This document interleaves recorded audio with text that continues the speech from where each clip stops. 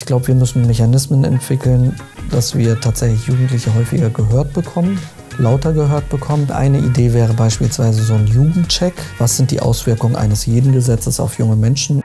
Hey, ich bin Annika und ich darf mich heute im Rahmen von Polytalk Watch mit Aziz Bozkurt unterhalten. Der ist der Staatssekretär für Jugend, Familie und Schuldigitalisierung.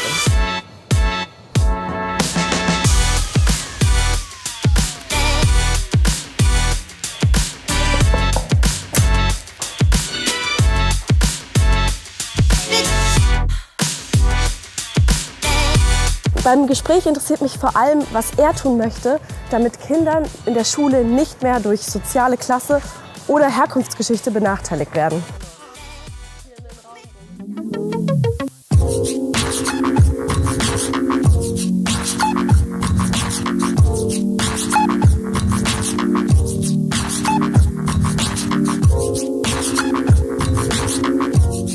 Hallo Herr Bozkurt, vielen Dank, dass Sie sich heute extra die Zeit für das Gespräch mit mir nehmen. Sie kommen ja ursprünglich aus NRW. Was lieben Sie hier am meisten, aber was nervt Sie auch so richtig?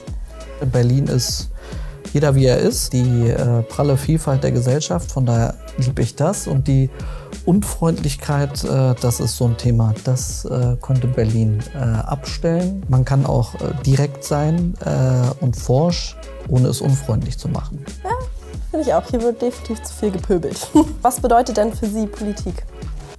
Politik bedeutet für mich, dass man mit vielen Menschen aushandelt, wie eigentlich eine Zukunft der Gesellschaft auszusehen hat. Und dieser Aushandlungsprozess, sich verständigen und im besten Sinne eigentlich einen Konsens finden, wo man sich mit vollem Herzen auf eine gemeinsame Linie verständigt hat. Ich glaube, das ist Aufgabe von Politik und zusätzlich natürlich auch viel Kommunikation, finde ich, weil wir gesehen haben, gerade in der Pandemie, dass Kommunikation auch schlecht geht. Man muss, glaube ich, alles deutlich besser erklären.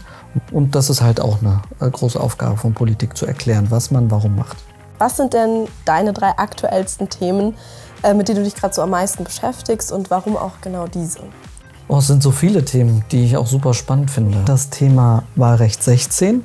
Wir würden gerne als Haus mit jungen Menschen zusammen weitere Ideen entwickeln, wie wir politische Teilhabe stärken. Ich will eigentlich, dass Jugendliche, die ja auch sehr politisch sind, die nicht immer gehört werden, eigentlich, ich sag mal, symbolischen Megafon an die Hand bekommen und auch lauter strahlen können, während, ich sag mal, da will ich jetzt auch kein Unrecht tun, über 60-Jährige allein aufgrund der Masse an Wahlberechtigten völlig andere Zugänge haben. Da so ein Gleichgewicht herzustellen. Und das Dritte ist das Thema von, in Anführungsstrichen, Systemsprengern oder anders formuliert, von Kindern und Jugendlichen, wo das System eigentlich nur versagt und noch nicht den richtigen Weg gefunden hat, zu helfen, weil das schon extrem ist, wenn junge Menschen von einem Ort zum nächsten abgeschoben werden, nie eine Perspektive haben, wie Kranke behandelt werden, mit Psychopharmaka zugestopft werden, obwohl sie rein sachlich keine Krankheit haben. Du hast ja Informatik studiert und dann auch unter anderem als Head of Business Intelligence bei einem Berliner Start-up-Unternehmen gearbeitet. Jetzt sind Sie Staatssekretär für Jugend, Familie und Schuldigitalisierung. Wie gehen Sie denn damit um, so dass es jetzt so ein großer Bruch ist? Wenn man sich Berufswahl von Menschen gerade aus nicht gut betuchten Familien anguckt, gerade Menschen mit Einwanderungsgeschichte, ist es häufig auch, okay, was kann ich dann damit machen? Und dementsprechend war meine Berufswahl dann, okay, wie kann ich schnell selbstständig werden? Was bringt mir dann auch was auf dem Lohnzettel, weil ich weiß, wie es ist, wenn man nicht so viel verdient. Und von daher war das eine Entscheidung in die Richtung. Hätte ich jetzt so nur aus Interesse entschieden, wäre ich bei Politik wahrscheinlich gelandet oder bei Philosophie. Gerade Schule sollte ein Ort sein, wo Chancengleichheit für alle immer garantiert sein sollte. Aber die Realität sieht leider anders aus. Was möchten Sie denn in Ihrer neuen Position konkret bewirken oder sogar verändern? Berlin gibt das meiste Geld aus pro Schüler im Bundesschnitt. Dann stellt sich die Frage natürlich wie erfolgreich ist das dann am Ende?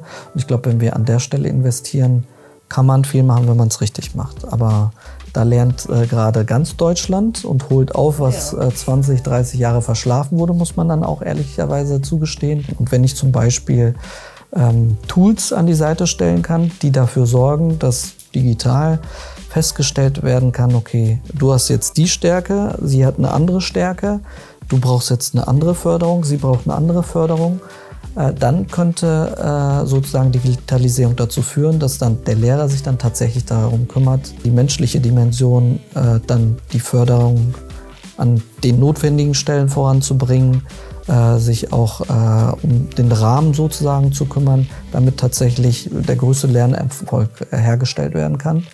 Was möchten Sie vielleicht konkret tun, damit sich die Generation Z auch nicht vergessen fühlt so von der Politik? Da gibt es viele Ideen. Eine Idee wäre beispielsweise so ein Jugendcheck, so ein bisschen auch angelehnt an den Gleichstellungsbereich. Was sind die Auswirkungen eines jeden Gesetzes auf junge Menschen, auf Generationengerechtigkeit? Was heißt das für die Jugendlichen? Jetzt musst du sie anhören. Und ich glaube, wir müssen Mechanismen entwickeln, dass wir tatsächlich Jugendliche häufiger gehört bekommen, lauter gehört bekommen. Wir schaffen, wenn wir Jugendliche lauter bekommen, eine langfristige Sicht. Ich glaube, junge Menschen müssen verstehen, dass sie einen Machthebel in der Hand halten und den auch nutzen. Also was Fridays for Future bewegt hat, ist schon ein dickes Ding. Und dass sich da Politik da so bewegt, sehr widerwillig, aber bewegt jetzt mittlerweile immer schneller. Das ist schon was Bewundernswertes, was sie geschafft haben. Das war nichts, wo Politik von sich aus verstanden hat, ich muss da jetzt was machen, sondern das war Druck. Vielen Dank, dass du dir so die Zeit für uns genommen hast und ja. Danke euch, hat Spaß gemacht. Ich habe ganz schön viel Neues erfahren, vor allem, dass Asus Bosco ja Digitalisierung nutzen möchte, um dafür zu sorgen, dass Schwächen und Stärken von Schüler und SchülerInnen eher herausgefunden werden und dann gezielt gefördert werden können. Wie ist es eigentlich bei euch?